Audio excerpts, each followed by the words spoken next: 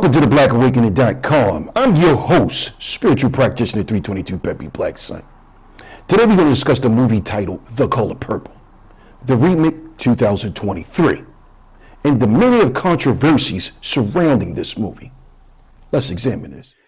The Color Purple was a novel published by Alice Walker in 1982. This novel was later made into a film in 1985 and was directed by legendary Steven Spielberg. It is set in the Royal South in the early 1900s, where slavery was over but still fresh in the minds of society. The Color Purple follows an African-American teenager named Celie, being raised in rural Georgia in the 1900s. Through a letter written by Celie to God, we follow her struggle with an abusive father, a teenage pregnancy, and abusive marriage. Who is the father of Celie's baby? Celie started writing the letter to God because her father, Alfonso, beats and assaults her. Alfonso has already impregnated Celie once. Celie gave birth to a girl whom her father stole and presumably killed in the woods. Celie has a second child, a boy, whom her father also steals. Then we're going to watch a video about Oprah Winfrey and the grievances with cast members concerning the pay and the treatment of black women in this industry. Let's examine this. AI and all that, and this is what will endure. Hope will endure. Forgiveness will endure. And almost had to walk away from Color Purple. Yes, ma'am. Who said what? Yes, ma'am. Oprah has finally addressed the controversy over Taraji P. Henson seemingly calling her out for lowballing her. And it looks like Oprah is now doing PR damage control because she's worried people will boycott The Color Purple. In case you missed out on this drama, Taraji, who stars in the new Oprah-produced adaptation of The Color Purple, made waves by revealing she almost walked away from the project over low pay. Taraji even says she's considering quitting acting for good because she hasn't seen a raise in her income since 2018. Another glass ceiling. When it's time to renegotiate, I'm at the bottom again like I never did what I just did, and I'm just tired.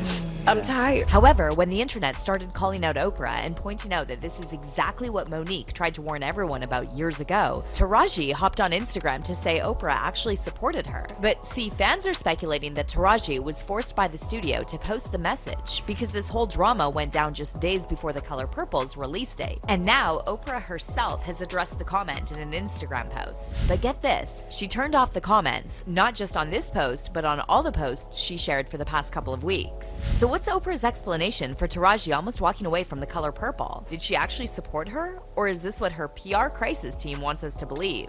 Let's get into it. Everyone wants to be Oprah's BFF. What makes you such a good friend? Well, I am so supportive.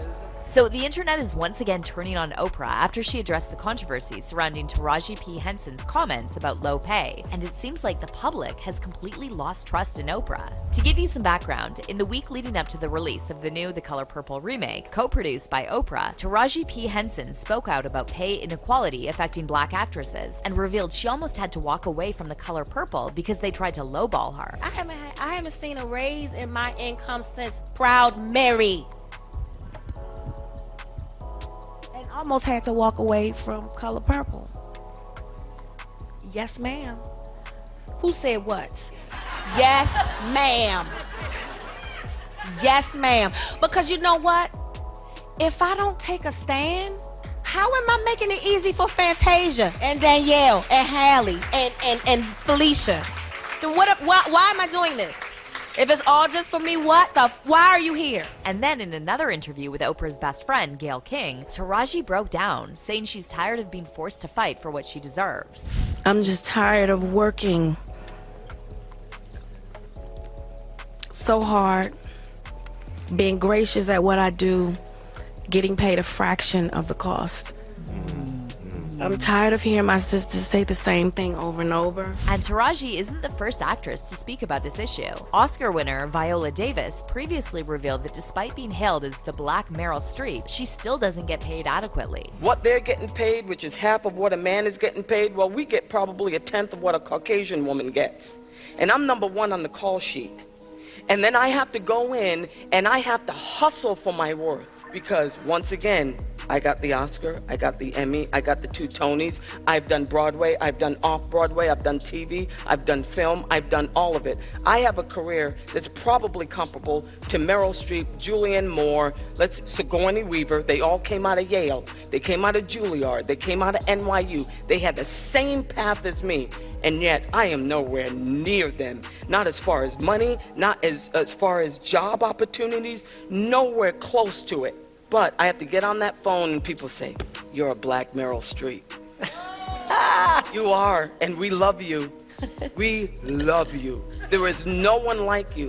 Okay, then if there's no one like me, you think I'm that? You pay me what I'm worth. And then, of course, there's Monique, one of the rare industry figures who was brave enough to directly call out Oprah and accuse her of blackballing her. In 2009, Monique made a public statement claiming that Oprah had effectively shut her out of opportunities because Monique dared to ask for compensation regarding a press tour for the movie Precious, which was produced by Oprah and Tyler Perry and directed by Lee Daniels. Oprah and Tyler approached Monique about doing a press tour abroad, but they informed her there wouldn't be any payment for this. Monique stood her ground and declined the offer, and that's when things took a turn. Almost immediately, headlines started painting Monique as someone hard to work with and labeled her as difficult. But the only thing Oprah did to address Monique's comments was to say she didn't want to address them because Monique is, quote, too negative. Back in 2018, Oprah was asked by Global Grind why she never publicly addressed Monique's accusations, and Oprah said, it's impossible. It's a law that if you meet negative with negative, you will just have a combustive negative force of energy. And back then, a lot of people believed Oprah's narrative about Monique being negative, and other industry figures publicly criticized Monique for calling out Oprah and Tyler Perry. One of them was Steve Harvey, who said on his radio show there's nothing he can do for Monique because she burned too many bridges. However, when Steve later invited Monique to his show, Monique exposed him for being two-faced and revealed that Steve told her in private he agreed with her but was too scared to support her publicly. I got labeled as difficult, my husband and I, and my husband is Sydney, who happens to be my manager. We got labeled as difficult because I said one word, and that was no. Now, I said no to some very powerful people. I said no to Oprah Winfrey. I said no to Tyler Perry. I said no to Lee Daniels. And I said no to Lionsgate. What I would have appreciated from my brother was had you picked up the phone before you went on the air and said, Monique, you've burned too many bridges and there's nothing I can do. See, I would have appreciated had my brother called me up and said, baby, let's talk. Because you doing that was a part of me being difficult. But not before that, though. Yes, baby. Y'all know my husband did nothing wrong, but none of y'all in real time, was strong enough to go publicly and say, we can't throw our sister under the bus. But now that Taraji spoke out about being lowballed on Oprah's project, fans are finally giving Monique props for publicly going against Oprah. However, the story took a different turn after social media was flooded with negative comments about Oprah. So just days after Taraji's interview went viral, Taraji shared an IG post praising Oprah and claiming she's been nothing but supportive. Taraji shared a photo of her and Oprah posing during the Color Purple press tour and wrote in the caption, Miss Oprah has been nothing less than a steady and solid beacon of light to all of the cast of The Color Purple. She has provided encouragement, guidance, and unwavering support to us all. She told me personally to reach out to her for anything I needed, and I did. It took one call, one conversation, and one decision-making Black woman to make me feel heard. Thank you, Miss Oprah, for all that you do. However, the message didn't land with fans, and many of them are convinced Taraji was pressured to post this because Oprah and the studio were probably worried about The Color Purple flopping. One fan commented on Taraji's post, must got the call once people started noticing the body language on TikTok. We still don't F with Oprah, but love you, Taraji. And another fan wrote, blink twice if she or the industry is making you say this. So when this didn't work, Oprah tried to do some damage control herself and shared an Instagram post with a long message about Taraji. Oprah wrote, I've long admired Taraji. She can make you laugh, cry, cheer, and feel everything in between. But I had no idea she could sing. Taraji the actress, a force. Taraji the singer, a complete revelation. She then praised Taraji's portrayal of Shug Avery and added, "Taraji, the stage is now yours, and I already see the standing ovations for you. I'm fiercely welcoming Taraji to the Purple Sisterhood, and I cannot wait for you to meet her version of Shug." Of course, Oprah also didn't forget to remind you all that The Color Purple is in theaters starting Christmas Day. And another thing she didn't forget to do was turn off the comments on this, as well as all posts she shared for the past 2 weeks. Oprah clearly anticipated what the reactions would be, and she wasn't wrong, because fans are now calling her out even more, and they're saying it's too late for damage control. One fan said, "It finally hit most of y'all. She's never been a good person to begin with." And another person replied, "She's not. Oprah is the black puppet for the disgusting Hollywood system. Did you see how quickly Taraji cleared Oprah's name? Taraji doesn't want to suffer the same fate as Monique. Monique needs an apology from everyone because she said this shit years ago." But how do you feel about all this? Do you think Oprah's statement was... Now we're going to refer to a 1988 Barbara Walters interview with Oprah Winfrey.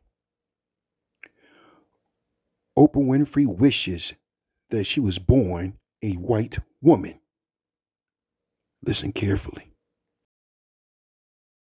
Well, you should. Oprah, are you hurt when people call you an Oreo or say that you are pandering and that you're trying to be more white and, you've read all this stuff?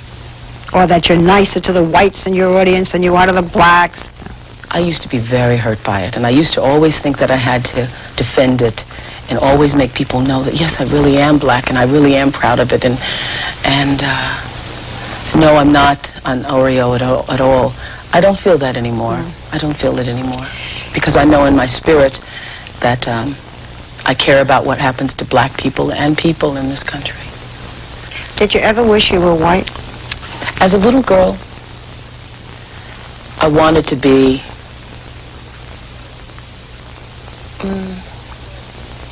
yeah, I did. I was growing up in Mississippi, and it's the kind of thing that I hesitate to say because when you say it, all the black groups call you and say, "How dare you say it?" But yes, I did. And I did now, I understand, not because, white is better, but because in my mind then, white kids were loved more, they received more, their parents were nicer to them. And so I wanted that kind of life. I wanted to be one of the Kool-Aid kids. This low vibration, negative energy, soul-snatching, almost depressing movie, The Color Purple, is back with none other than Oprah Winfrey and Steven Spielberg. Those two. So yeah, I will not be supporting that movie. I don't even understand, Oprah, why can't you just do an uplifting movie for people of color? Why does it always have to be some slavery essay, slave selling, chucking, jiving, drinking and alcohol and it's nothing. If you look at everything she's ever touched, guys, it's always us in a negative light. Like, why can't you do a movie on a Black Wall Street and how that came about and what the destruction of it was? No, it's always got to be something that snatches your spirit out and just stomps it on the ground. So yeah, no, not this Christmas, not next Christmas, not ever. No thanks to The Color Purple. And Taraji, you need to tell us what's really going on. It's not about the money, girl, because you can make money. You can just hustle like you've been hustling us. Tell us what you really know about Miss Oprah. But yeah, I wouldn't advise anyone to see. I thought we canceled Oprah. Like, why are we even still making her a thing? Like, wasn't she canceled? I would not recommend anyone to support or see this movie. We are not that. We are not Nettie and whoever else those other characters in those movies. And we need to stop supporting garbage like this. The Color Purple is a no for me. In conclusion, family, we must learn from yesterday to make the changes today for a better tomorrow.